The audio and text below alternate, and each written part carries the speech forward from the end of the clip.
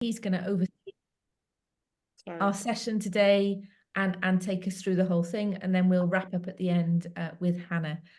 You're all very welcome. It's good to see everybody here. Over to you, Colin.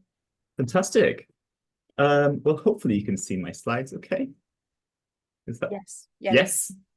That's great. Thanks so much. Thanks everyone for coming. It's as Imogen and Hannah had said already, it's a pretty informal session.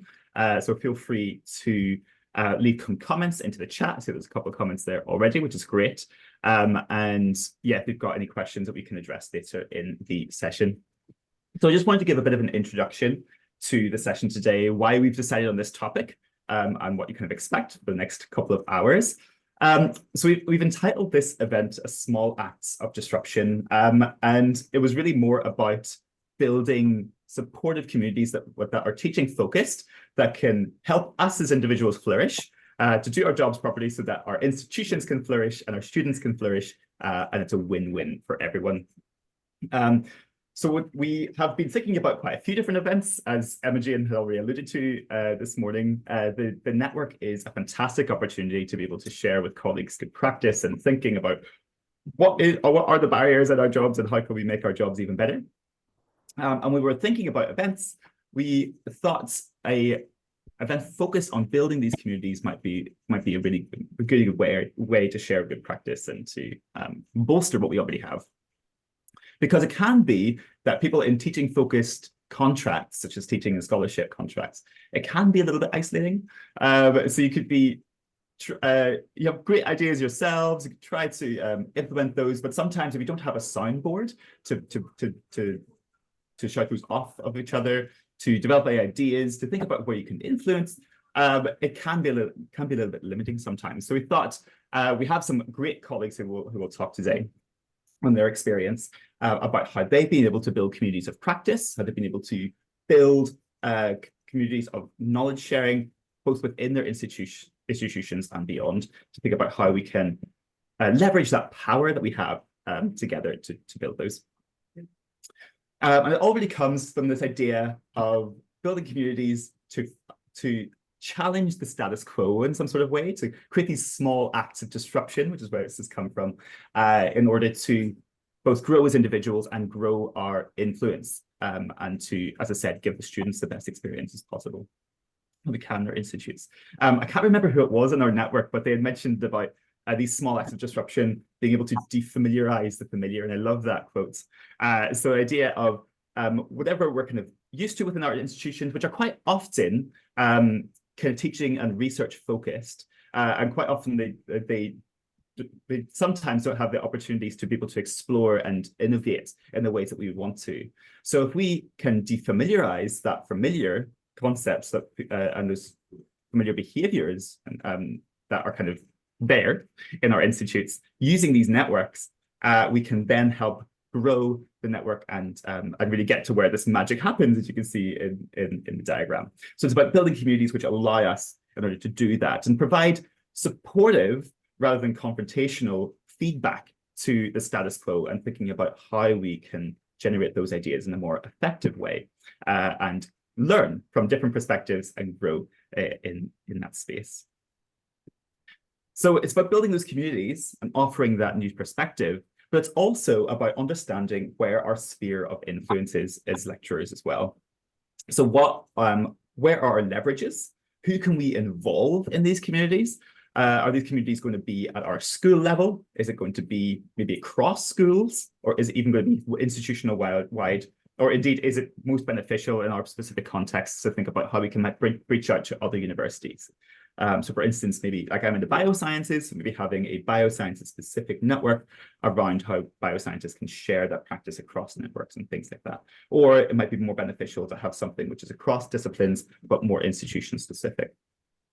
So thinking about what we'll be hearing about some of the examples of how people have been able to generate those communities, what successes they've had in those communities, and also some of the challenges that they face in building those. So hopefully we can learn from those experiences and think about what might be the best for our situation specifically, and indeed as well an opportunity to network and think about to talk to the other teaching focused academics here and professional services staff to think about what might be the best ways to create those communities and also sustain them, which is another challenge that we'll be talking about as we come on to the panel. So what I'm going to do that? Well, in today's session, here's just a brief schedule. So as I mentioned, we have an excellent panel coming up with individuals from different experiences I'll introduce in a moment. We have some questions for that panel, and after that, we're going to have a comfort break to help reflect and think about what we've just heard from the panel's experiences. We'll come back then and break out into specific rooms, and we'll have a couple of questions for you to discuss in those rooms that I'll introduce later on, all about community building, both your experiences and also your hopes for building communities. After about 30 minutes or so, we'll come back together. This will be an opportunity for you to talk about feedback from your breakout groups, but also to address any questions that you might have from the panel. So if you do have questions that come up during the panel discussion, pop them into the chat or keep them in your head, and then you'll have a chance to propose those then after the breakout sessions. Then we'll have a conclusion, think about some of the actions that we might want to take forward individually towards building these communities, and then I'll pass over to Hannah to talk about the network more generally and think about future opportunities for the network. Yeah, hopefully all that sounds good. Great. Okay, Hannah. Thank you. So then first things first is I'm going to introduce our lovely panel members. So as I said, I've got a few questions to ask them, but we have Professor Earle Abrahamson from the University of Hertfordshire. He's a professor in scholarship of teaching and learning there, and is a national teaching fellow and principal fellow of the Higher Education Academy. We've also got Aline Gaus from the University of Leeds. She's an academic development consultant there and has also had quite a lot of experience in building successful communities of practice. So we'll hear about those. We've got Dr. Ntonia from Imperial College London. She's a senior teaching fellow, sorry, in educational development and a senior fellow at BHA. We've got Laura Stinson from Nottingham Trent University. She's an academic practice developer in the Centre for Academic Development and Quality. Laura also leads the Trent Institute for Learning and Teaching, or TILT, as well, which is a fantastic community that we'll hopefully hear a little bit more about today. And then finally, you've got me. So I'm Colin McClure. I'm a teaching-focused lecturer in biological sciences at Queen's University Belfast, and I help lead on a community here, thinking about teaching within our school. Okay, so are our panel ready? Good to go. Great, great. Okay, so as I said, we have a few questions which will hopefully bring out your experiences on the communities that you built and the lessons that you've learned from those. And the first one, of course, is around these small acts of disruption. So can you tell me about your act of disruption? And I'm going to start with Earle here. So what did you do and why did you do it? What was the motivation around your community? Thanks, Colin, and a very warm welcome to all that are here on the panel and joining us. I greet you from a rather sunny but also cloudy part of the county. So to answer question, as Colin said in my title, my main focus is the scholarship of teaching and learning. And previously I had a student-facing role, and I've moved into a role where the students I now teach are staff on the PG cert. And I was interested, how do we grow the subtle seeds? How do we get staff interested and excited about the scholarship of teaching and learning, but not solely subtle, but scholarship as a whole? So co-leading a module on our PG cert learning and teaching in HE, what I did with a good colleague is spoke about what subtle is, where it started, but also students or the staff on that module have to write a 3,500 word research-related article, and it's new to them. They struggle with it. It's a social science way of writing, or the challenge of writing. And I thought, what could I do to become a little bit messy, to open their eyes and disrupt their normative way of writing? So we decided to set up a group called ISEEK that some of you have been invited to, which stood for Impactful Scholarship of Teaching Educational Enterprise Group. And what I decided to do is introduce students or staff to international subtle scholars to share how they go about writing, to share their experience, And what we've now found is that those that are new too have been able to share their writing and get critical feedback from an international group who are also learning from and inviting them to be part of bigger projects. And I think it's about not always asking, is it okay to do it? And I'm sorry that I have breached a policy or practice, but actually being bold enough. And I think that the acts that you're speaking about and that are themed in this talk are really about being curious, courageous, and committed to changing what is often seen as fixed. And I think the network is now growing to actually support staff, encouraging them to ask different types of questions in terms of their own work on teaching and learning. And I do understand I was only given two minutes, so I'm watching the time, but that's the start, and I'll expand on that when you come back to me with the questions. That's amazing, Earle. Yeah, that sounds like a fantastic community, and grown from those seeds of trying to be able to support those individuals who, like myself, were quite new to scholarship whenever I was coming into the PG Cert. So I would have very much appreciated the opportunity. Fantastic. I'm going to go to Aline next. Could you give us a bit of introduction to your community and why it was formed? Yeah, hi, welcome everybody. I'm glad you're seeing you all eating your lunches. I hope you enjoy them. Bon up. Yeah, so I'm actually coming at this from a slightly different angle. So it's really interesting to hear what you were saying about your local example. My background's in sociology, so I'm a sociologist who then in late 2019, moved to the University of Leeds and started a post as an academic development consultant. So in professional development around student education, so responsible for anybody who does anything to do with teaching in the wider sense of teaching at the University of Leeds. So that is thousands of people. Big job. I'm not the only one, so let's just put it out there. But 3 months into my into starting with this very new post, the pandemic hit, and the professional services were all scrambling to support staff in this massively fast pivot to online teaching and hybrid teaching and learning. Let me just close my windows because there's a minute here. Classic.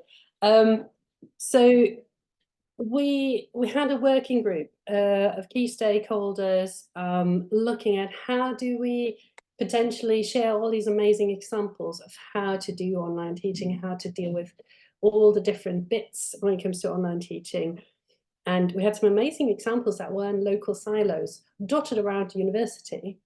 And we had to, like, it would be really good if people could learn from each other, if we had some kind of space for them. Let's collect these examples, let's share them out.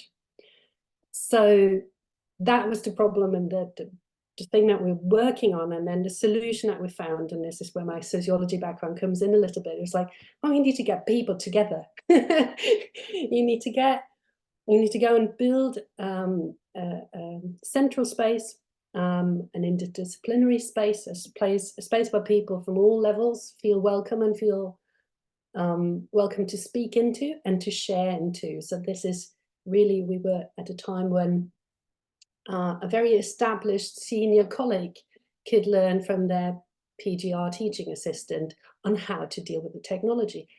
We've all been there. So what we did is was we created a community of practice online on Microsoft Teams. Within 8 months, it grew to over 500 members. So people can just sign up as they want to. We're now 4 years into it. We're now at about 900 members. It's still growing. We've created a blog for case studies that have been more developed. We've done lots of community events and meetings. We say a community needs to meet. And there were lots of accidental bits of impact that I can talk about a bit later. But I think the most important one that for us in professional services, it allowed to have an ear in the ground. And we actually created a mechanism where people can help each other. And we've now got a space where learning and professional development doesn't happen from the expert to the lay, but in a collaborative learning space. Yeah. Fantastic. Great how you can take a sociological perspective and be like, we need people to throw at this stuff. We need to share these experiences. It's fantastic. Earle, can I throw it to you now? your experiences. Thanks, Colin. Hi, everyone. Such a pleasure to be here, part of this discussion. So I am based at Imperial College, which is known for being STEM focused. It's a very kind of small institution in comparison. And the majority of my colleagues in my department, including myself, come from a STEM background. So I'm a neuroscientist by training. I specialize in educational neuroscience, so I have a specific interest in that. And I think that was very much sort of done on purpose when we were building our team, because the communication between, or the bridging between, the more kind of social science aspect of education and STEM would be made potentially a little bit easier. And I'm saying this just to give you a little bit of context in terms of who my regular audience is as part of my work. So in terms of building a community, I found it really hard to just isolate a couple of examples, because it's been a very long-term and often painstaking process to kind of get that community built. The couple of things that I'd like to highlight is, on the first instance, we tried as a department to take away any form of compulsion in terms of who attends our PG Cert.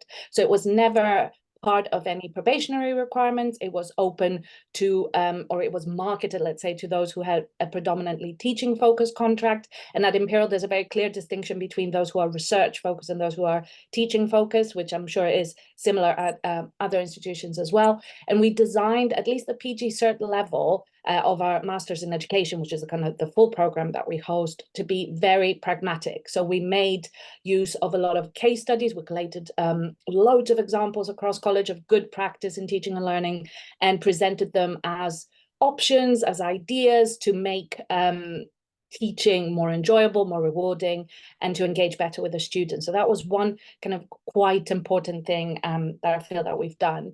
And as a result of that, we started gathering quite a strong community of educationally minded staff across college. A lot of them chose to continue all the way up to masters. They did very pragmatic research projects again. So each of the research projects that they chose to do would be bound to a challenge that they had identified in their faculties and in their practice. And we disseminated those findings quite widely. So we developed a network, a sort of research dissemination network called CHAIRSnet, which is the Center for Higher Education Research and Scholarship that we have at college. And we invited graduates of the program to share their research findings. We've also seen the interest in educationally related matters develop over the years, definitely across the 8 years that I've been at Imperial. And we have seen teaching practice, scholarship, and research kind of being more widely presented at college. So we used to have a sort of half-day event called Education Day, which has slowly developed into being a 3-day festival of learning and teaching, attended by the president as well. So it's been given quite a lot of prestige, and that really translates well in terms of how the wider college community perceives it. And a more recent thing that we've done, which I think is quite important, is we try to engage students in the scholarship of teaching and learning. So we've designed a module called Science of Learning, which is an undergraduate module. It's an elective. Any student can access this.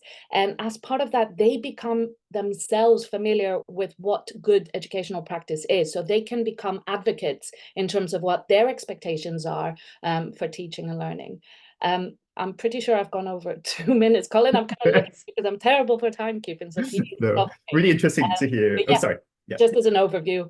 Yeah. That's what I would fab. say.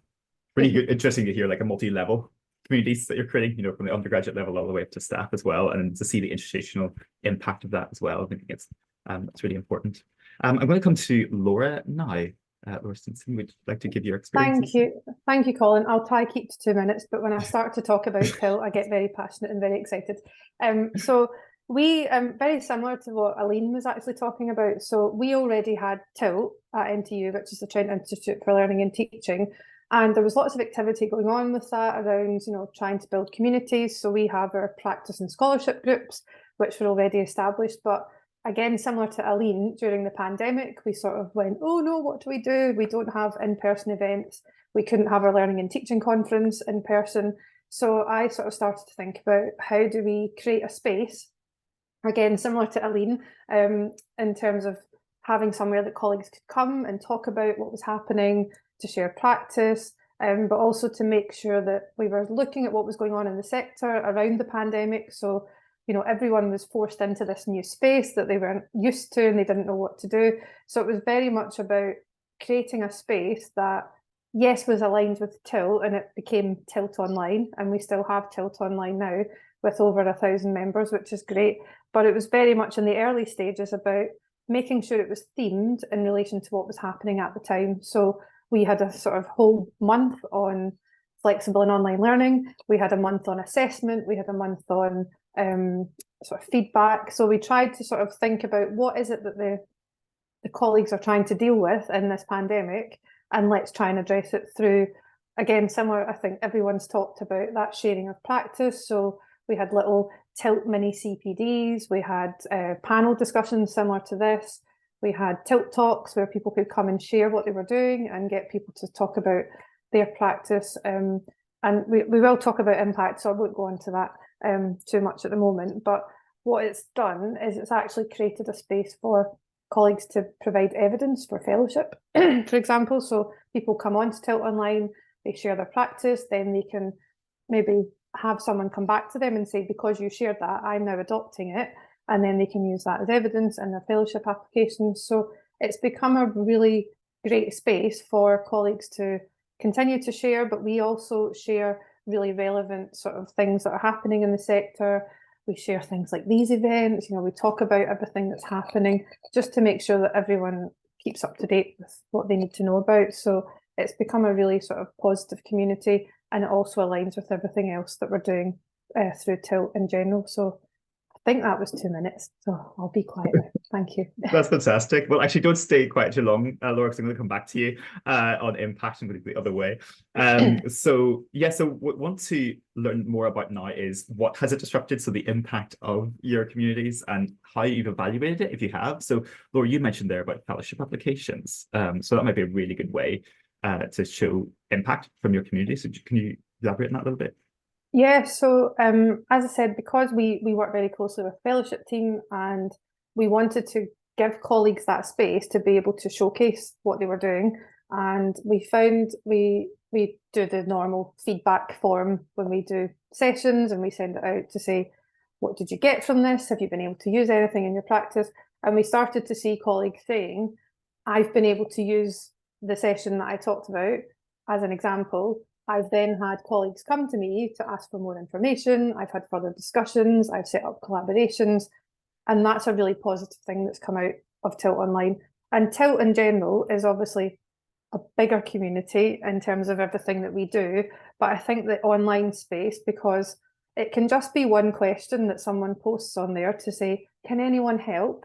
And then someone replies, and then that just starts that connection. And I think that's what it's been really great for, is having that impact. And so many people have said to me, don't get rid of it now that COVID's gone. It's such a good space for just having those conversations. And like, I think it was Aline said about that interdisciplinary, because you don't always get that chance to speak to other people in different departments and schools. So it has created that space for that cross collaboration. Yeah, and the fellowship, I think, we do encourage it. We tell people now, we say, come and present what you're doing on Tilt Online. And also through our funding schemes that we have in Tilt, we actually now say that they have to come and tell people about what they're doing with their funding project. So then again, it encourages colleagues to think about how they might get involved with Tilt funding and how they could apply, and then how that develops their scholarship. So we're doing a lot. There's a lot of things on there that keeps changing and developing.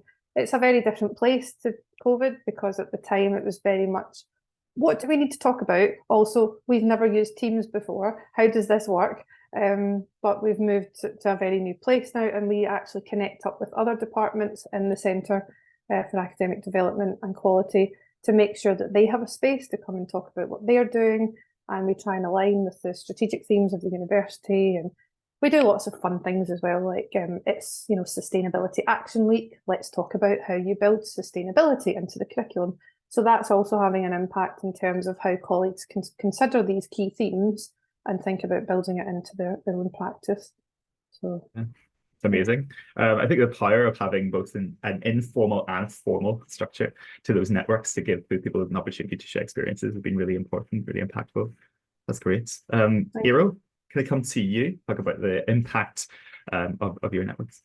Yeah, so for us, the impact that we've seen is a sort of slow but very visible change in overall institutional culture in how the importance of education and scholarship of teaching and learning is perceived.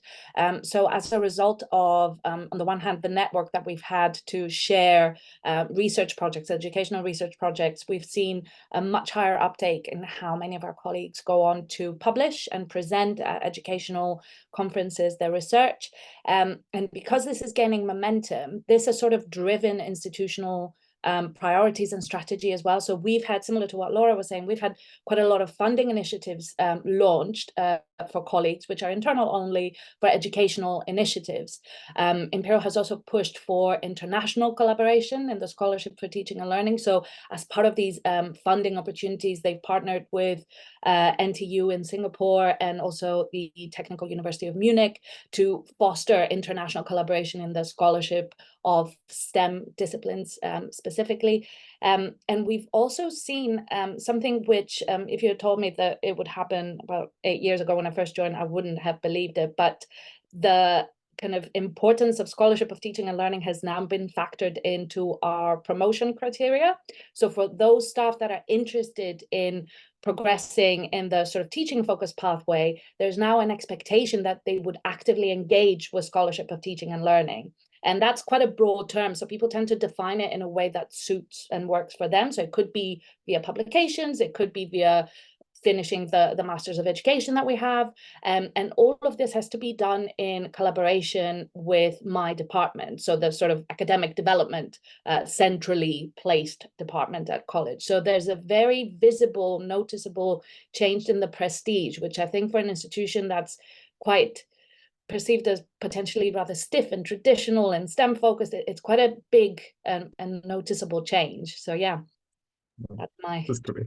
Yeah, really, really important to see how Tilt and in Imperial as well have those opportunities for grant funding, right? And the importance of that linked with scholarship. Fantastic. Aline, you give us your perspective. Yeah, again, really interesting to hear about the other examples. So where the TIPS community of practice is a little bit different is that because of our institutional makeup at the University of Leeds, so I work in professional development, but there's a separate space where we have the equivalent of TILT, which is called like the Leeds Institute for Teaching Excellence. And from the beginning, we said, you know what? We always push people into the excellence. We always push people into scholarship, into doing the awesome stuff. And we hear a lot about the awesome stuff. We don't hear a lot about everyday, authentic practice. And that's really what TIPS is about. So that's where we focused our work. And this is also where our acts of disruption, I think, started, with creating a space where alternative conversations could happen, where we look at, we often give students a lot of like voice and space these days, and we forget that there's all these teachers in the room. And I'm saying teachers as in like the wider term of people who are involved in education and student contact. We totally forget about certain groups of people, PGRs who teach, learning technologists, people in professional services, library staff, etc. And all of them explicitly invited into this TIPS community space. And we run events with people. We try and run, the next event, for example, will be about conflict in the classroom. How do you deal with all those, with negotiating these difficult conversations that could come into your teaching practice? Other things that we've looked at, for example, is pedagogies in physical spaces. How do you deal with the different spaces that you need to teach? And we've got lots of different disciplines. There's people who teach in medical backgrounds, others who are outside in the field, etc. So I think really there is this focus on everyday and authentic practice and allowing for, we're not trying to run workshops and develop but we try and provide spaces for conversations to come out. The impact, very quickly to come to that. So how have we tried to keep track of things and how well we're doing and how successful we are, what we need to do differently? I think really this is a difficult one, but from the beginning, you need to keep track of your data. So the data you've got, start collecting it right from the first day. Start collecting your team's data, because it just disappears after 90 days. Try and we've done annual evaluations, so processes of reflective writing and sitting down and looking at it. We've established a steering group meeting, so we're looking at co-ownership from the community.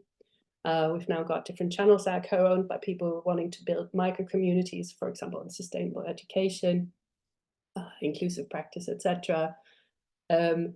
So there's a lot in there that I can recommend for anybody who wants to build or is building a community of practice or that sort of community network spaces to, from the beginning, think about evaluating your impact and build it in and start collecting this. You can call it your brag file.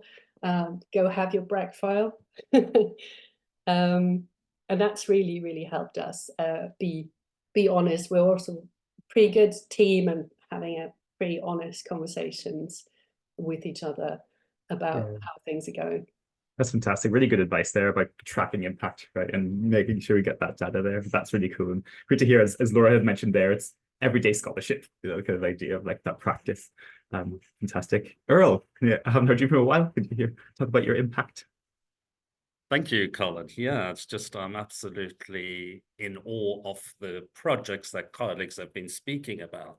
So going back to the project that I spoke about at the start, the iSeek group, one of the things that I've been doing alongside that, and it's interesting to learn how other colleagues are engaged with SOTL, is that I do a lot of work with the iSOTL group, the international group for SOTL.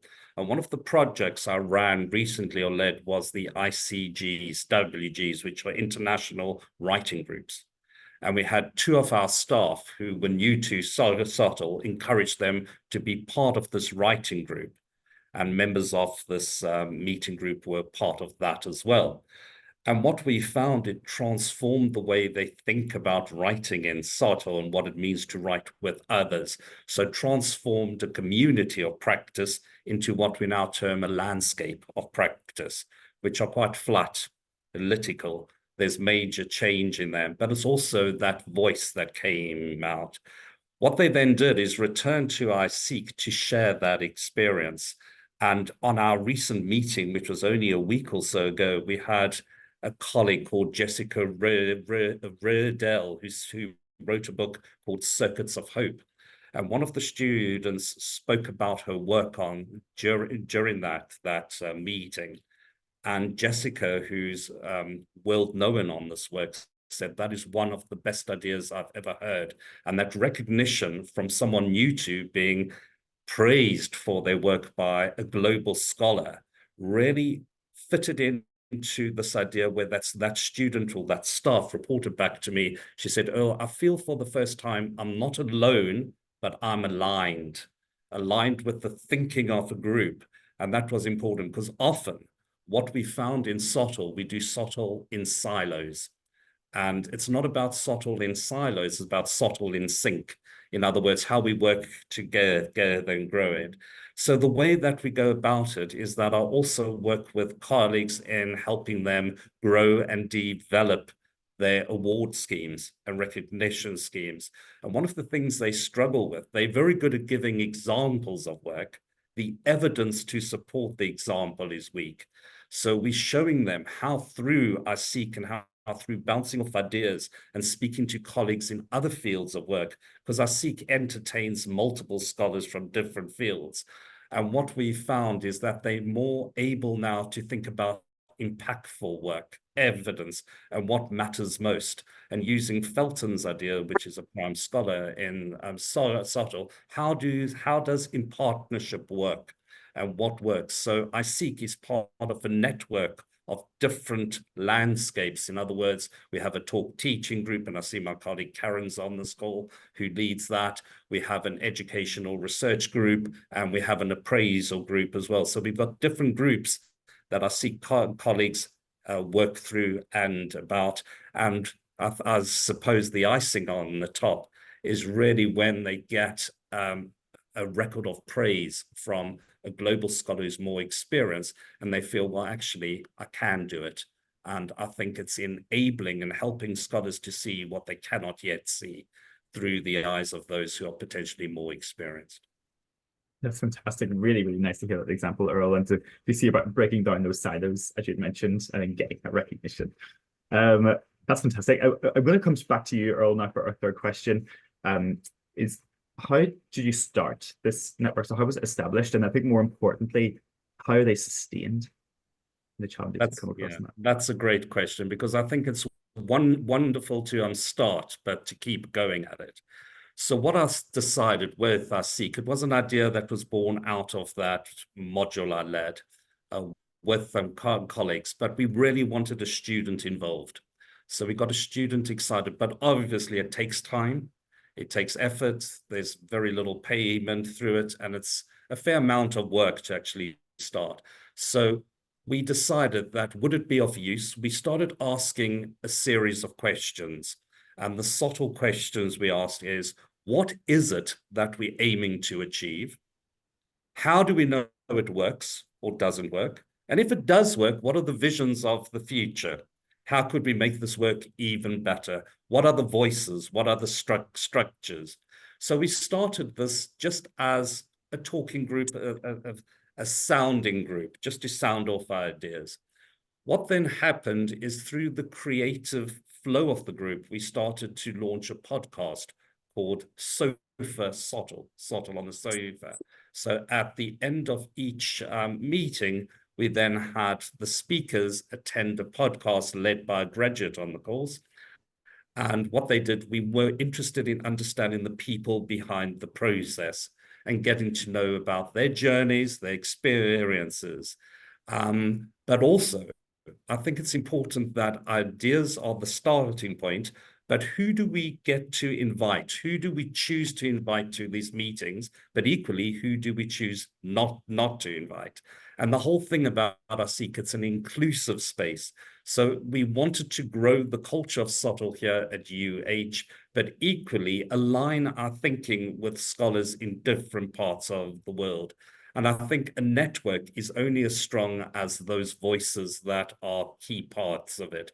So I think the SEEK group, and moving into the future and keeping it going in the way it does, is that it aligns itself with the other groups around us. And we have members where we cross-post and cross-sign activities in other networks as well. So we're not just a solo space. We're actually a space where we're looking to grow, and where we feel we can add value, we intervene with other groups.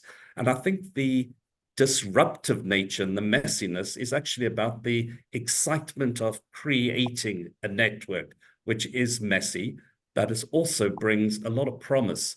And I've seen a lot of colleagues involved at the start who have transformed their way of thinking of how do we really engage staff in talking about teaching and learning, and how do we help them understand, in the terms of the questions we are, what the visions of the future are.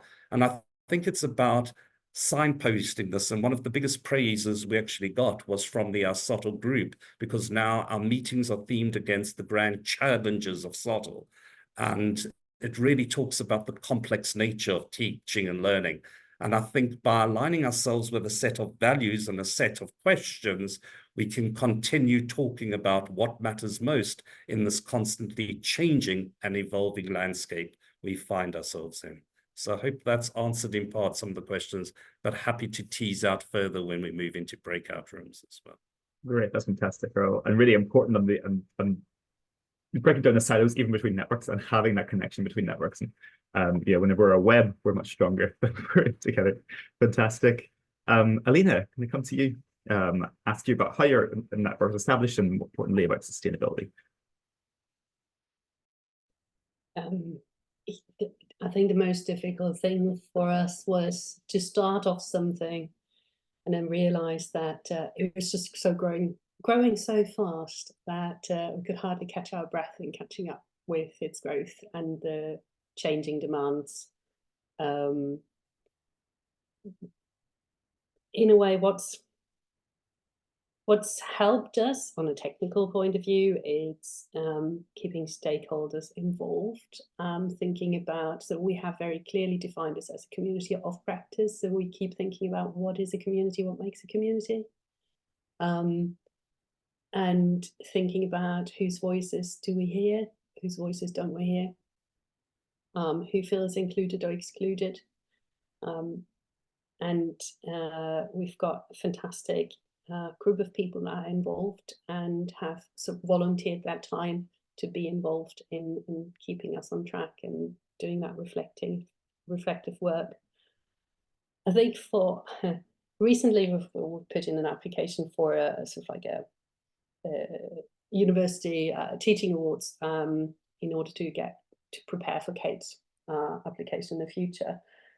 And what we realize is that we're not that kind of group or project where you've got aims and goals, because they change with whatever's thrown your way, and the changing needs and the sizes change that as well. But what we found has led our work throughout the whole last 4 years was in a way a certain approach, certain core values around what we think academic development in this space should and has to look like. And this is about, this led us to set the tone in this space in a very specific way. And this is most of the work that we do is about tone setting. How do we talk to and with our members? How do we include them? And this very much stepping away from, as an institution, trying to push through your strategic agenda. This is very much about creating an alternative space, about listening to voices, about, as I said, the whole being an inclusive space, and having tricky conversations and opening a space for these tricky conversations. Have we succeeded? To be honest, it's an ongoing battle. It's an ongoing sort of like refocusing on what the key is, and to some degree we've become a bit of a institutional central comms space inadvertently, because everybody now just posts on us on the community space when they want to share anything. But there's this, we constantly have these conversations with people about tone, about what belongs where. At the moment, we're having a lot of conversations around overwhelm of comms and notifications at the university that come through a million different team spaces, and what to do about that, because that's also a need that we have as a teaching community. How do we facilitate a positive space that is supportive and remains supportive? It's a wider conversation. Mm-hmm. It's important to protect that space for what it is, isn't it? Yes. Yeah. That's great what you mentioned there about inclusion as well. And it really fits on nicely into what Louise has just posted a comment about, inclusion of other staff who are involved in the network, and giving them the confidence to feel that they can post questions and use that network effectively. We'll move on to that into the panel Q&A after the breakouts. Earle, could it come to you? Might be an interesting perspective from more of a top-down approach in sustainability. Yeah, sure. I mean, I wish I had an easy answer, but unfortunately I don't. I think for us, it was very much a matter of figuring out how to translate SOTL so that it fits and makes sense for each of the disciplines that Imperial has, and bearing in mind that these are predominantly STEM, because just by definition, I think a lot of our participants and our students and staff who had an interest, a broader interest in education, found a sort of default barrier in thinking that, oh, how could this possibly make sense to me if I teach pure mathematics and I do a lot of chalk and talk, and what does that mean for me in my practice? So I think slowly, by making sure that we're able to translate broad SOTL principles and recommendations for best practice into something that could work for them, by also making sure that we acknowledge the differences from discipline to discipline and the uniqueness, and acknowledging that and incorporating that in the sort of advice that we gave, that kind of took flight. And it's made sustainable by developing these sort of smaller communities of practice from the sort of ground up, where we share findings, we share evaluation outcomes, we discuss research methods as well in SOTL, which are quite different to what most of myself included and my colleagues would be used to, and to make it meaningful and useful to them. And another thing that has really helped the sustainability angle for us was the involvement of students across the board. So I mentioned earlier the module that we have geared for our undergraduate students, and as a result of that, we have our students who wouldn't have considered education at all to begin with, that wouldn't have been a sort of primary interest, not only being involved with educational initiatives. We've got our own scheme called Student Shapers, where they can come on funded projects, get paid for SOTL work that they do. They collaborate as equal partners with faculty, but they've also co-authored papers on SOTL as outcomes, which is really important to them, and they find it quite rewarding. And they co-construct curricula as well and get full credit for it, which I think really helps cascade our impact across all levels. So yeah, those would be things that I would pick. Really cool. I'm really excited to see about that undergrad's involvement as well. I mean, I think that's a really big, fantastic angle. Laura, can I come to you finally, thinking about your establishing and sustaining your network? Yeah, so I think obviously we were in a place where we did have Tilt, so people were aware of Tilt, but we didn't really have, other than maybe some of the events and the Learning and Teaching Festival, we didn't really have that community space. So I think although COVID was a horrible time for us all, being able to have that online space really changed it for us. And I think in terms of establishing it and maintaining it, it took a lot of time. I do joke that, you know, I should get a t-shirt with Join Tilt Online, because I'm always saying, anyone that I speak to, I'm like, are you on the Tilt Online space? And they're like, okay, yes, okay. So I'm always like telling everyone about it. We, as I say, we build it into like our Introduction to Learning and Teaching course that we do. We have the APA and the PG cert, so it's always talked about there. But in terms of maintaining it, I know that Aline talked about core values, and something that we again sort of established when we set up Tilt Online was this idea of voice. And Aline, you actually said giving people a voice, and we liked that our values fell into voice. So it was very much about visibility. So Tilt Online having that space for people to get visibility. So, you know, you talked about people working in silos and not talking about what they're doing. So giving them that space for others to actually know, this is a great thing that I've done and it might work for you. So giving them that visibility, giving them an opportunity as well. So through sharing things that they can get involved with. So things like this network or opportunities through Tilt or in the sector, externally giving them that opportunity. And then innovation, so encouraging that space for people to share new ideas, to maybe test things out. So during COVID, we had a Tilt open classroom, so people could go into people's virtual classrooms and see what they were doing to get ideas and try things out. And then community was part of voice, so that was the main thing really. And then E is excellence, so we do encourage excellence, but again, go back to that, we don't want to always say excellence, but it spelled out voice, so we wanted to give people a voice. But I think in terms of keeping it going, it is about keeping it going and keeping that momentum, keeping it fresh as well. So we're constantly being quite creative in terms of how we engage people in what we're doing. So we try and change what we're doing in terms of the themes, or we try now connect it to our conference. So for example, our conference is on HE Futures, so we're doing Future Fridays. So every Friday we post something that's related to the future of higher education, whether that be a useful blog or something that's been posted maybe on Advanced HE. So we try and just encourage colleagues to engage in different ways and get them involved as well. So we ask them, what do you want? What works? What topics do you want to talk about? Because it's very much about it being their space. So we say it's not us. Yes, we provide things for you, but this is your community and you're bringing something to us. So please be involved and shape what it looks like moving forward. That's great, Laura. I love that concept of voice. I think it's fantastic. Yeah. And that involvement, the importance of involvement. And that's, as you know, linking back to what Earle had said as well, it's about that changing landscape and being involved and responsive to that changing landscape and giving those people, you know, as you said, listening to your community and trying to make it fresh and relative to what they want to see. It's really important.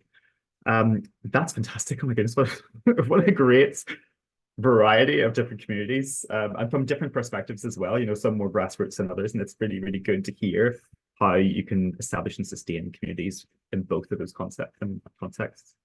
I think we're going to take a bit of a break now. I think if everyone's agree, we come back at 1. Does that make sense? We can set up the breakout rooms then. So a moment to kind of have lunch for those people who haven't had lunch, they can quickly scarf it down in 6 minutes. And then also think about, just have some reflection on what was said. Great to have so much activity in the chat.